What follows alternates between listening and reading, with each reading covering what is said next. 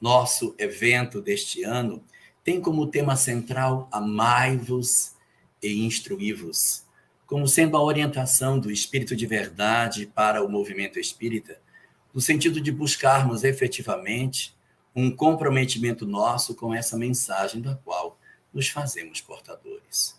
Esta mensagem, intitulada Os Bons Espíritas, onde temos o amai-vos e os instruí-vos, nos remete exatamente para a necessidade de nós estarmos atentos a esse processo de não somente nos instruirmos moralmente, mas fundamentalmente promovermos o processo de amor. E nessa dinâmica do amai-vos e instruí-vos, existe um aspecto do português, da gramática, bem interessante. É que esse verbo ele tanto pode ser lido como sendo para aplicar em relação aos outros, como sendo para aplicar em relação a nós mesmos. Amai-vos e instruí-vos. Pode ser amar a mim mesmo, amai-vos, amar a si próprio. Mas pode ser amai-vos e do amor entre vós. Amai entre vós. E o instruí-vos pode ser instruir a mim mesmo ou instruir entre nós.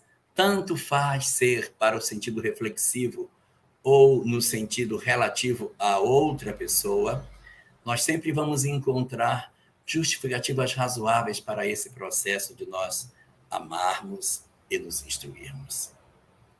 Nós vamos perceber na dinâmica do desenvolvimento da fala do Cristo que ele tem sempre uma preocupação muito grande no desenvolvimento dessas duas características, do amor e do desenvolvimento das criaturas, na instrução no sentido do crescimento delas, no processo de avanço, o instruir-vos no sentido de se aparelhar, de melhor ser dotado para o trabalho que precisa ser feito. Nós vamos notar isso quando nós observamos Jesus fazendo a sua orientação aos 12. Quando Jesus está orientando aos 12 sobre as questões de como eles devem ir, diz Jesus que eles fossem para pregar para as ovelhas perdidas da casa de Israel. Diz ele, não entreis nas terras dos samaritanos, nem vades ter com os gentios, mas ide primeiro às ovelhas perdidas da casa de Israel. Está comentando que é para ir primeiro, porque depois seria feito um trabalho de esclarecimento, de atendimento a esses que eram os gentios. E isso iria acontecer mais tarde com Saulo de Tarso, convertido em Paulo de Tarso, que seria o específico divulgador da mensagem cristã aos gentios. Então, é um processo de preparação. É um fenômeno de busca do desenvolvimento das nossas potencialidades. Primeiro, vamos trabalhar as ovelhas perdidas da casa de Israel. São mais fáceis, é um trabalho mais simples, é um trabalho mais tranquilo, porque as ovelhas perdidas da casa de Israel conhecem efetivamente as verdades espirituais e vão ter mais facilidade de absorver a nova doutrina. À medida que você ganhar condição, que você se instruir, você poderá fazer uma tarefa de amor ainda maior. A tarefa do desenvolvimento das potencialidades humanas a partir da entrega para públicos mais exigentes. Os samaritanos, que embora fossem educados dentro da fé mosaica, tinham divergências em relação aos judeus, mas já eram um progresso em relação aos gentios que não conheciam nada. Então é como se fosse uma escada. Nós vamos nos preparando, nos instruindo para essa tarefa de divulgação e tomando progressivamente públicos mais complexos nesse grande mecanismo de nos instruirmos para amarmos, de nos instruirmos para melhor trabalharmos. Num fenômeno muito típico de uma construção que precisa ser realizada dentro de nós para que nós alcancemos um estado diferente de alma. O objetivo da mensagem cristã é nos aparelhar nesse mecanismo de crescimento espiritual. Nós vamos encontrar em várias passagens da vida do Cristo orientações no sentido didático de como proceder para executar determinadas coisas. Então, vamos encontrar, por exemplo, na hora em que Jesus apresenta um dos seus mandamentos mais escandalosos, quando ele diz: amai aos vossos inimigos.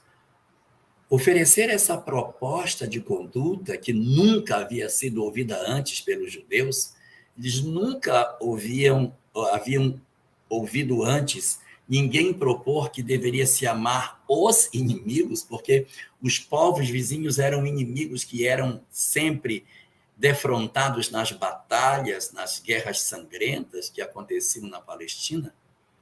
E de repente aparecer alguém propondo para que se amasse os inimigos, era escandaloso demais para a conceituação judaica. E vejam como ele é didático. Ele vai apresentar essa discussão oferecendo 3 degraus para que isso ocorra. Ele diz: amai os vossos inimigos. E os que o ouvem dizem: meu Deus, como que eu vou interpretar isso?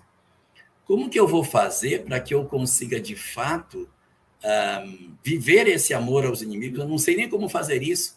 E ele, então, dá 3 estratégias. A primeira delas, fazei bem aos que vos aborrecem. Fazer bem a quem nos aborrece é uma forma de amar os inimigos. A pessoa lhe faz mal e você faz bem. Ela lhe faz mal de novo e você faz bem de novo. Então, fazer bem a quem nos faz mal é a estratégia para amar os inimigos. E por aí, Jesus vai oferecer para nós essa condição de nós alcançarmos esse nível de plenitude, de fazermos o bem para quem nos faz o mal, quebrando o círculo vicioso da vingança, da réplica, da tentativa de desforra, que só perpetua os processos de sofrimento e não liberta a criatura. Ai, mas eu não consigo fazer o bem para quem me faz mal. Eu não consigo, eu não tenho condição de fazer, seja porque o meu coração não permite, seja porque o outro está tão armado contra mim que eu nem consigo fazer o bem. Às vezes é um familiar que está numa condição de tanto distanciamento do ponto de vista emocional que eu não consigo nem me aproximar dele para fazer um trabalho de desenvolvimento das minhas potencialidades. Então ele dá uma segunda estratégia. Você não conseguiu chegar nesse nível, então eu vou te dar uma segunda estratégia. Já que você não consegue fazer por atos, eu vou te dar a sugestão por palavras. O texto segue dizendo: amai os vossos inimigos, fazei bem aos que vos aborrecem, bendizei os que vos maldizem. Bendizei os que vos maldizem. A pessoa maldiz você, você bendiz ela. Nossa, mas isso é terrível, a pessoa está falando mal de mim, eu vou falar bem? Para quebrar o círculo. A pessoa chega e diz: olha, sabe, fulano estava falando mal de você. E aí você diz: Pois então vou dar o troco. E você vai querer dar o troco para essa pessoa, devolvendo na mesma moeda. Perpetua o processo de sofrimento e não garante a libertação espiritual dos envolvidos. Então, qual é a proposta de Jesus? Fazer o bem a quem faz mal. Não consigo. Então, bendiz quem te fala mal. Não precisa fazer, basta falar bem. A pessoa está falando mal de você, você fala bem dela. Não fale mal das pessoas. É a estratégia para que a gente consiga alcançar essa condição. E para aqueles que dizem: mas eu não consigo falar bem de quem fala mal de mim. Não consigo. Olha, eu até tento, mas eu não aguento. Eu vou e falo mal. Então, eu não consigo devolver o bem com o mal com o bem nos aspectos referentes àquilo que nós poderíamos chamar de amar os nossos inimigos. Então, vamos lá. Já que não conseguiu ser por atos, não conseguiu ser por palavras, vamos tentar agora por pensamentos. Olha o texto do Cristo no Evangelho. Amai os vossos inimigos, fazei bem aos que vos aborrecem, bendizei os que vos maldizem, orai pelos que vos perseguem e vos caluniam. Porque talvez eu não consiga falar bem de quem fala mal, não consiga fazer o bem de quem me faz mal, mas eu sou convocado a orar por aqueles que me perseguem. a oração pelos nossos perseguidores, pelos nossos infelicitadores, é tarefa de urgência para que as nossas almas se desvinculem das deles. Então, você vê sempre uma estratégia didática de Jesus na tentativa de construir degraus para que a gente alcance essa condição. Seja para instruir e amar, seja para conseguir amar os inimigos, mas sempre haverá uma ferramenta de didática interessante para oportunizar às criaturas humanas a condição de alcançarem essa liberdade do ponto de vista espiritual. Tudo é assim, até mesmo quando o Cristo propõe que nós tenhamos que ser simples e puros de coração. O que será que Jesus propunha quando dizia que tínhamos que ser simples e puros de coração? Como alcançar isso? Onde está isso no Evangelho? Onde foi que isso foi proposto? Onde nós encontramos essa fala? E o Cristo nos entregou essa informação de maneira abrupta, sem que houvesse nenhum tipo de proposta de como nós podemos trabalhar a nossa intimidade para alcançarmos essa condição espiritual? Pois é. É sobre isso que nós iremos falar.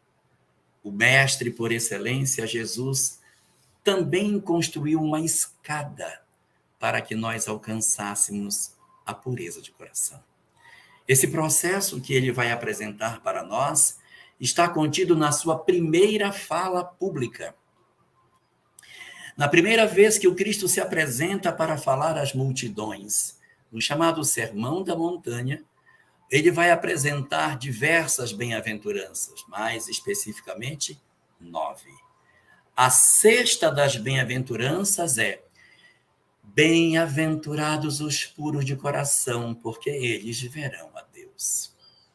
Diante dessa perspectiva, e observando que a pureza de coração está colocada no sexto ponto dessa fala, dessa sequência de bem-aventuranças, a razão nos está a dizer que existe degraus a serem caminhados nas etapas anteriores para alcançarmos a plenitude do eu, a pureza de coração. Sim, as bem-aventuranças, diferentemente do que imaginamos, não é um ditado de palavras soltas. Não foram frases jogadas sem que haja uma hierarquia dentro delas, sem que elas não possam ser lidas como um majestoso plano de trabalho no processo de desenvolvimento das potencialidades da criatura humana. São 6 bem-aventuranças, aonde nós vamos encontrar nessas 6 verdades interessantíssimas a respeito da vida e do crescimento do homem. Ao todo, na verdade, no capítulo 5 de Mateus, são 9, mas nós iremos nos deter nas 6 primeiras para alcançarmos a condição daquele que se diz puro de coração. Se nós bem lembrarmos, a primeira das bem-aventuranças, a primeira fala pública do Cristo, a primeira vez que a boca de Jesus é aberta para que a multidão ouça, rompendo um silêncio de 400 anos que o afastava do profeta Malaquias, que era a última informação dos profetas com os quais fecha o Velho Testamento, e o povo de Israel, sedento de uma palavra espiritual, há 4 séculos, esperava uma gota de luz que fosse para que pudesse descedentar as angústias de um povo que se sentia como que abandonado pelo seu Senhor, em virtude do silêncio espiritual que se fazia durante tanto tempo. Nem um profeta, nem um iluminado havia surgido para conduzir o povo nesse tempo todo. E, de repente, rompendo este silêncio secular, o Cristo, postado no alto do monte das bem-aventuranças, virando-se para as multidões que o ouviam, diz: bem-aventurados os pobres de espírito, porque deles é o reino de Deus. Bem-aventurados são os pobres de espírito, porque deles é o reino dos céus, que é a frase específica de Mateus, vai romper o silêncio e trazer para aqueles que ouviam um susto infinito. porque não era isso que eles esperavam que fosse oferecido para aqueles que vieram ouvir a pregação. Eles esperavam algo sobre o enaltecimento do Estado de Israel, a valorização do sacerdócio, o valor dos ricos. Mas Jesus inverte toda essa lógica, oferecendo que felizes, bem-aventurados eram os pobres de espírito, porque deles seria o reino dos céus. Os pobres de espírito não eram aqueles que sempre haviam sido rejeitados na comunidade de Israel. Jesus vinha, portanto, inverter a lógica do pensamento judaico, que considerava que os ricos eram abençoados e os pobres, coitados, os miseráveis, os doentes, os desgraçados, os desvalidos, os desesperançados, assim o eram porque estavam recebendo um castigo de Deus. E o Messias aparece trazendo vida aos olhos daquelas pessoas que haviam perdido suas esperanças, informando a elas que, aos que eram considerados os pobres de espíritos, a eles estava reservado o reino dos céus. Aqui apresentava-se o primeiro degrau do processo de caminhada do homem na busca da sua simplicidade e da pureza de coração. Sim, porque veja, a mensagem é clara ao dizer que os pobres de espírito terão como recompensa o reino dos céus. Dentro de que lógica? Dentro da lógica de que os pobres de espírito são aqueles que dizem: meu Deus, eu sou frágil, eu sou um pobre de espírito, sou um coitado, eu sou cheio de erro, eu sou cheio de pecado, eu tenho tantas imperfeições, eu tenho vergonha do que eu faço. Esse, segundo a pregação de Jesus, está em melhores condições do que aquele outro que se considera o certo, o correto, o que não tem por que mudar, uma vez que ele está correto, ele não vai mudar. Sempre que a criatura humana está convicta de que ela está certa, ela não vai empreender esforço de mudança, porque o que move a mudança do homem é a dúvida se a sua conduta é certa ou não. Se eu tenho certeza que eu estou certo, por que eu vou mudar? Então, para que eu perceba que eu tenha que mudar, a primeira condição é reconhecer que eu tenho erro. Se eu disser: gente, eu não cometo erro nenhum, eu sou uma mãe maravilhosa, sou um pai perfeito, sou um marido ideal, sou uma esposa corretíssima. Se eu não tiver defeito, eu não vou mudar. Não vou mudar. Eu só mudo quando eu entendo que eu tenho defeito. Então, o degrau número 1, o primeiro ponto para que a gente alcance essa pureza de coração, é quando eu curvo a minha cabeça e digo: eu preciso mudar. Eu estou cheio de defeito. Meu Deus, como eu erro, como eu faço bobagem. Eu preciso ser diferente do que eu sou. Porque se eu não tiver esse sentimento de que eu preciso mudar, eu nunca vou me transformar. Eu não tenho condição de alcançar o reino dos céus, o desejo da mudança, se eu não descobrir que eu estou errado. Então, o passo número 1 para que eu consiga galgar essa condição de alcançar a plenitude espiritual é descobrir-se falho, descobrir-se errado. E quando nós fazemos esse movimento e eu mergulho dentro de mim próprio e digo: sou cheio de defeitos, preciso me trabalhar para que eu consiga vencer a minha imperfeição, eu comecei a subir a escada que me conduz à plenitude da alma, à pureza de coração. Olha o degrau número 2 que está proposto no texto. A segunda das bem-aventuranças diz: bem-aventurados os que choram, porque serão consolados. O que está sendo dito nisso? Bem-aventurados os que choram. Qual é o sentido que os bem-aventurados sejam os que choram? Por que os que choram, eles são bem-aventurados? E por que eles serão consolados? É porque na medida em que eu faço contato com as minhas imperfeições, quando eu piso no primeiro degrau e que eu olho a imensidão das minhas falhas, a multidão dos meus defeitos, e que eu faço contato com o meu eu profundo, que é um eu cheio de chagas, cheio de vícios, cheio de mazelas, a minha consequência do encontro com a minha fragilidade é chorar a minha pequenez de espírito. Aqueles de nós que dizemos assim, não, eu tenho muito erro sim, sou cheio de erros, sou todo imperfeito, mas não nos emocionamos, não choramos a nossa pequenez, não vai caminhar. Não é suficiente bater no peito e dizer, eu sou um pobre de espírito, eu sou errado sim. Porque há muitas pessoas que pensam que o objetivo da doutrina espírita é promover o autoconhecimento do ser humano. Errado, não é. O objetivo do espiritismo não é promover o autoconhecimento. Porque existem muitas pessoas que se autoconhecem, mas não se transformam. O objetivo do espiritismo é promover a transformação moral da criatura. Se eu me autoconheço, mas eu não me transformo, eu não estou sabendo aproveitar as lições extraordinárias que o autoconhecimento pode me trazer.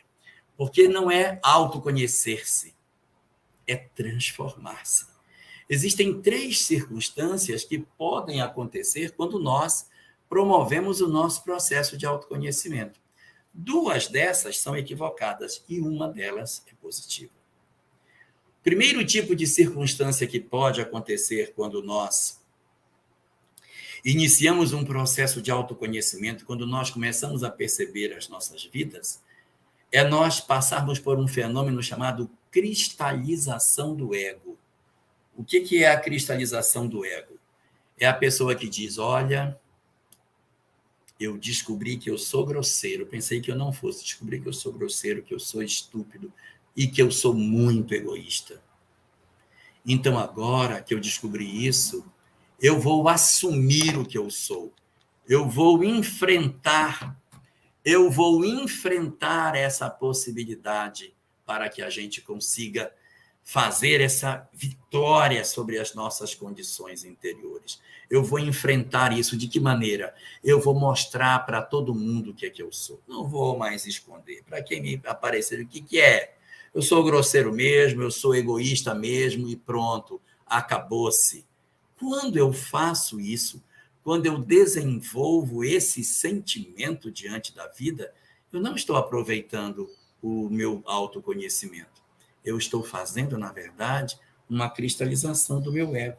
Eu agora vou mostrar para as pessoas o que eu sou.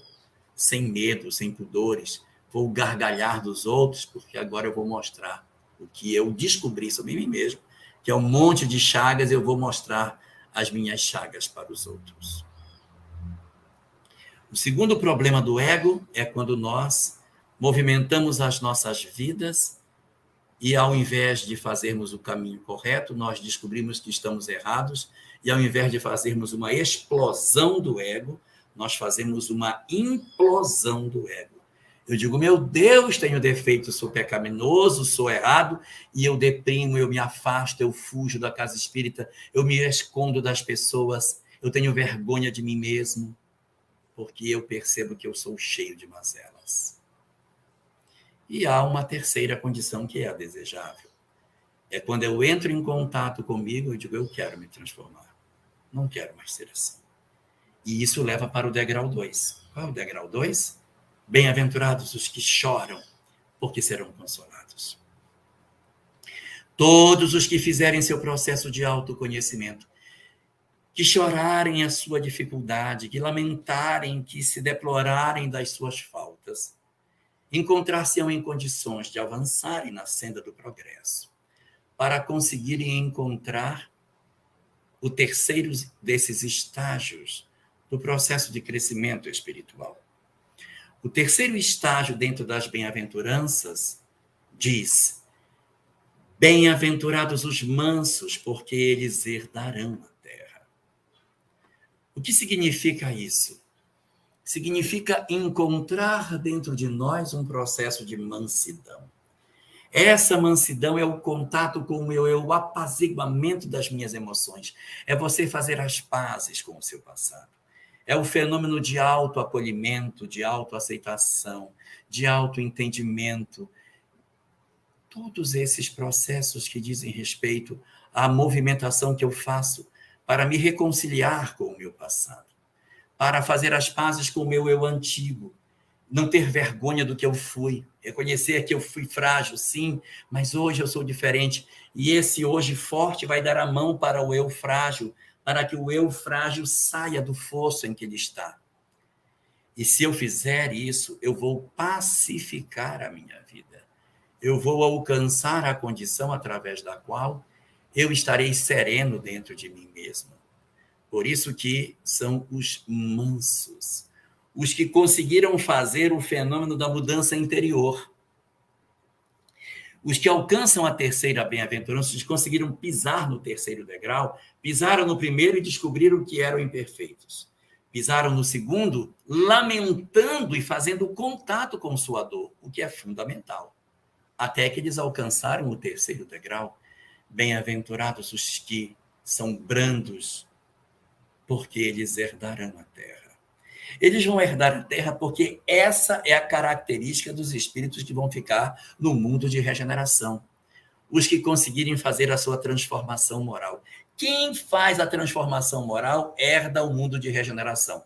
Bem-aventurados os brandos, porque eles herdarão a terra. Quem pacificou o seu coração, quem se reconciliou com o seu passado, quem fez sua mudança interior, quem transformou o seu eu dentro de si para consigo mesmo, conseguiu fazer a si a mudança necessária para que fizesse-se capaz de receber o ingresso, o indulto para a permanência no mundo de regeneração que se avizinha da Terra. Então, essas três primeiras bem-aventuranças, elas estão bem focadas nas condições do homem diante de si mesmo. Veja que não teve nenhuma outra pessoa na jogada. Primeiro eu descubro que eu sou imperfeito, depois eu choro minha pequenez, e depois eu me reconcilio com o meu passado através do processo de autoaceitação, de autoacolhimento, de autoentendimento, de transformação moral, garantindo assim a minha permanência na Terra. Quando eu alcanço a terceira bem-aventurança, eu encontro um estado de quietude. A mansidão que eu encontro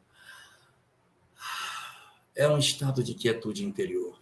Eu me pacifiquei diante de mim mesmo. Eu me reconciliei comigo. Eu estou em paz com a minha própria consciência diante da minha própria história. Eu fiz as pazes comigo. 3 bem-aventuranças. Mas não acaba aí. Pode parecer que esse momento seja mágico, porque eu encontrei a pacificação comigo mesmo e agora eu vou estar em plenitude espiritual, mais ou menos. É uma plenitude espiritual, sem dúvida nenhuma. Reconciliar-se com o seu passado é uma plenitude espiritual. Mas a gente precisa considerar que existem outros níveis de plenitude que precisam ser buscados. Aí vamos para a quarta das bem-aventuranças. Na quarta das bem-aventuranças, a relação do homem consigo mesmo já ficou para trás. As próximas bem-aventuranças não serão mais do homem diante de si mesmo, mas é o homem diante de seu próximo. Então, a primeira das bem-aventuranças desse segundo bloco são: bem-aventurados os que têm fome e sede de justiça, porque eles serão fartos. Nós só descobrimos que temos fome e sede de justiça depois de termos passado pelas 3 bem-aventuranças. Depois de ter pensado quem eu fui, refletido minhas dores, feito o meu processo de transformação, eu levanto meus olhos e começo a ver as pessoas em minha volta. Meus pais, meus irmãos, meu cônjuge, meus filhos, meus netos, as pessoas da minha volta, os meus amigos, meus colegas de trabalho, os indivíduos que convivem comigo na sociedade. Agora que eu estou pacificado diante de mim mesmo, eu olho em volta e digo: acho que fiz muita bobagem com as pessoas. Cometi muitas injustiças.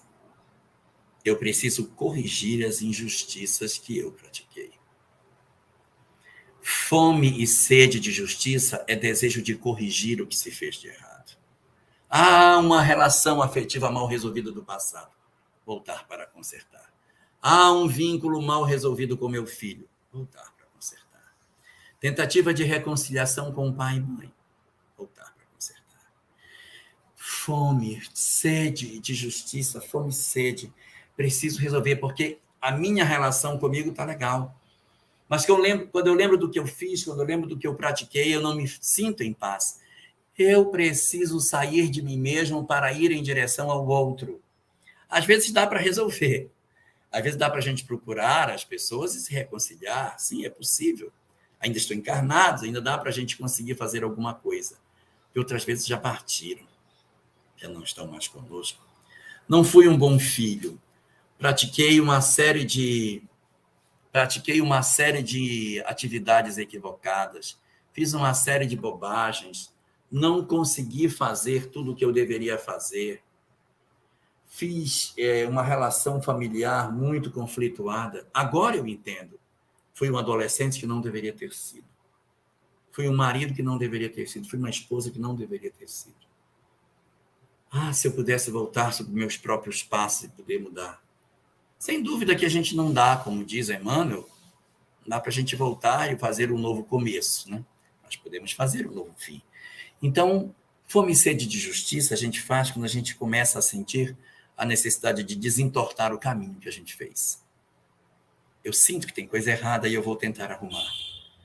A minha sede é de fazer as coisas certas. É de me reconciliar com os outros. É de pedir perdão pelo que eu fiz. É tentar consertar as minhas veredas e fazer um movimento efetivo de busca do meu eu interior de forma mais efetiva. Repare que agora a minha relação ficou mais complexa, porque agora sou eu diante do outro. Então eu tenho que sair ao encontro do outro para pedir perdão, para consertar o errado, procurar meu filho, minha filha, aqueles que estão em derredor de mim, mas eu preciso arrumar. E se o outro não quiser, aí já é problema dele. Nosso papel é ir e tentar consertar, se for possível. Tem vezes que não dá. Tem vezes que procurar pode dar até mais trabalho, mas aquilo que a gente puder fazer para consertar, que a gente sabe que não vai dar conflito, melhor fazer. Melhor arrumar antes que a lei nos alcance, que a lei depois pode nos alcançar. Então, esse seria o quarto desses passos. Então, o quarto passo é sair em busca de desentortar o meu caminho, sair em busca de fazer, através do meu movimento, um fenômeno de reequilíbrio da minha senda, resgatando as feridas, cicatrizando as feridas que eu provoquei nos outros. Aí vem a quinta bem-aventurança. A quinta diz: bem-aventurados os misericordiosos, porque alcançarão misericórdia. No quarto estágio, eu peço perdão. No quinto, eu concedo perdão. E se eu concedo, alivia o de trás. Como é que eu consigo sair do quarto? Fazendo o quinto. Porque bem-aventurados os misericordiosos, porque eles alcançarão misericórdia. Eles saem do quarto estágio. Você sai do quarto executando o quinto. Então, eu fui procurar pedir perdão, então conceda perdão. Dê perdão às pessoas para que você também encontre diante da lei mecanismos para receber o perdão também.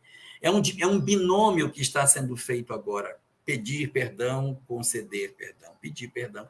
Você pede perdão, concede perdão. Quando concede perdão, alcança mérito de ser perdoado. Aí pede perdão de novo. Pede perdão, concede perdão, vem o mérito. E aí, nessa dinâmica entre a quarta e a quinta bem-aventurança, nós vamos nos resolvendo. Porque eu vou tirando um peso. Só quem teve ódio por muito tempo de pessoas e que conseguiu conceder perdão a esse alguém, sabe o que significa o peso que você tira do peito quando você diz à pessoa: eu perdoo você, eu te perdoo. Na obra Há 2000 anos, meu Deus, é uma saga interminável disso, daquilo, pedrada, prisão, escravidão, meu Deus, catacumbas, torturas, leões comendo, problemas no lar, sequestro, raptos, violências, cegueiras. Meu Jesus, a história é densa, com muitas coisas. Mas a frase mais bela do livro é oferecida já no finalzinho dele. Quando o Públio Lentulus se encontra com André de Dioras na prisão. Depois de tantos anos de ódio, André de Joras percebe que o que ele fez não valeu de nada. Teve ódio durante tantas décadas do senador e agora está vendo que não levou a nada. Ele terminou a vida infeliz, sem o filho que ele poderia ter, profundamente amargurado, infelicitou o outro, roubou o filho do outro e não se foi feliz, fez tantas maldades, cegou o seu inimigo e não está feliz. E na frase mais bela da obra, depois de relatar tudo o que ele fez, ele se vira para o orgulhoso senador romano e diz: eu lhe peço perdão pelo que eu fiz.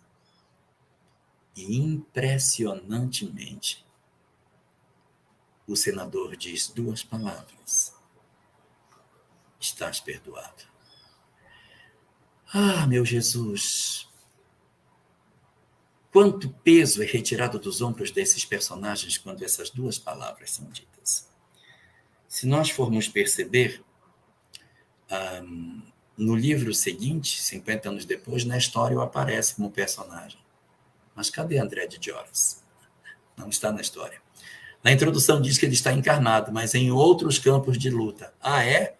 Então não houve vínculo entre Públio e André de Joras. Mas como? O cara perseguiu o outro 40 anos, roubou o filho dele, desgraçou a família, acabou com ele, foi razão do sofrimento da vida inteira. Jesus do céu, como pode? E agora ainda vem dizer que o cara ainda vai pedir perdão a ele? E ele diz: eu te perdoo.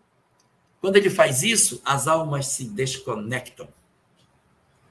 E André de Joras vai viver outra história. Nestório vive uma história.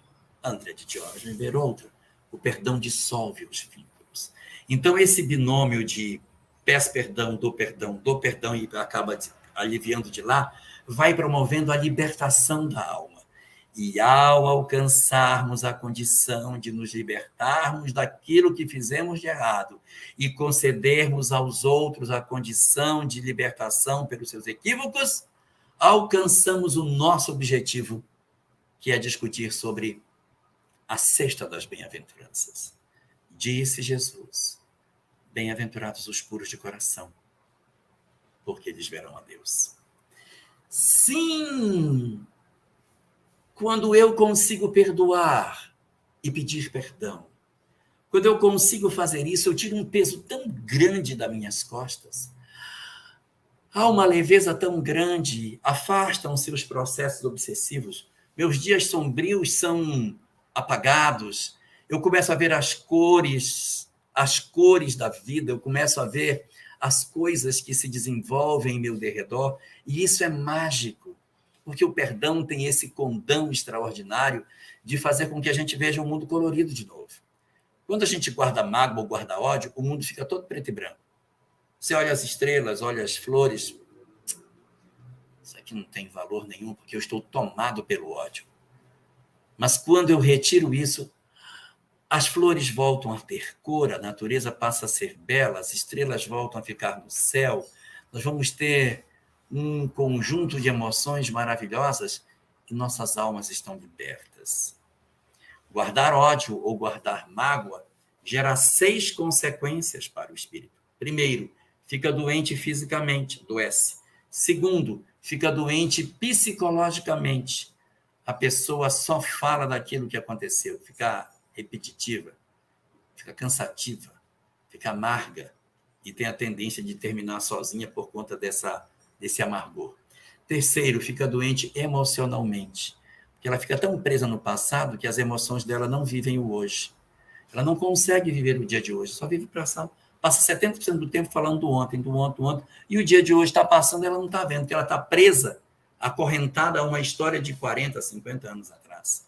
Então, não vive o presente. A vida passa, nossa, mas já estou velho, nem vi passar. Por quê? Porque fiquei vivendo a mesma história, a mesma cena, 50 mil vezes. Quarta consequência é a obsessão. Ganha companhias espirituais horríveis. Quinta consequência, na próxima existência, o inimigo pode reencarnar no seu lar. Você pode ter como parente aquele mesmo que você tanto odiou. Então, odiar alguém é querer esta pessoa dentro do seu lar. Já pensou se tem um familiar dentro da sua casa que é uma história mal resolvida do passado? Pudesse perdoar isso logo para não ter esse conflito amanhã, melhor seria.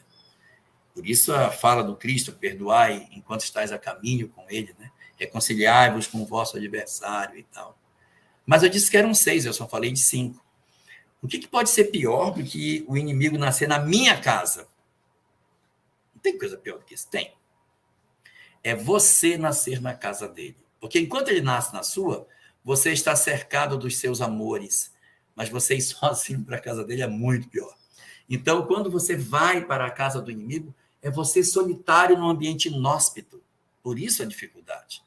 Então, ao fazer esse processo de perdoar, de se libertar da mágoa, de desatar esse peso, essa canga que você carrega arrastando montanha acima, que você tem que cortar isso e deixar esse lastro ruim descer. Quando você faz isso, quando você corta isso, perdoa, se libera, você torna-se uma pessoa de coração puro. Estou com a minha alma lavada. Perdoei fulano, agora estou com a minha alma em paz. Estou em paz. E aí posso começar a ver Deus. Bem-aventurados os puros de coração, porque eles verão a Deus. As três bem-aventuranças seguintes já não são mais nem em relação ao mesmo, nem em relação ao próximo. São em relação à causa, em relação a Deus. É um outro contexto diferente. Então, são 3 para dentro, 3 para fora e 3 para cima. Mas esta plenitude que a gente encontra, ela vem buscar uma serenidade parecida com a primeira plenitude. Bem-aventurados os mansos, porque herdarão a terra. É a plenitude do homem diante de si próprio. Bem-aventurados os puros de coração, porque verão a Deus. É o homem conectado à divindade, conectado à natureza, conectado à sua condição de pureza interior, por haver vencido os males que existiam dentro de si, na primeira etapa, e os males decorrentes da relação dele com o outro. O grande fenômeno de libertação das nossas almas, ao conseguirmos nos defrontar com aqueles a quem tínhamos conflitos e pacificarmos os nossos corações diante das dores que nos circundavam. A partir dessa leitura, liberta-se a alma para que ela seja pura de coração, em mais uma estratégia de Jesus em apresentar-nos uma escala como as outras apresentadas que nos conduzem ao caminho da felicidade. Amai-vos e instruí-vos, uma porta para que nós alcancemos a plenitude. Ser puro de coração, o resultado da escalada das bem-aventuranças a caminho da felicidade.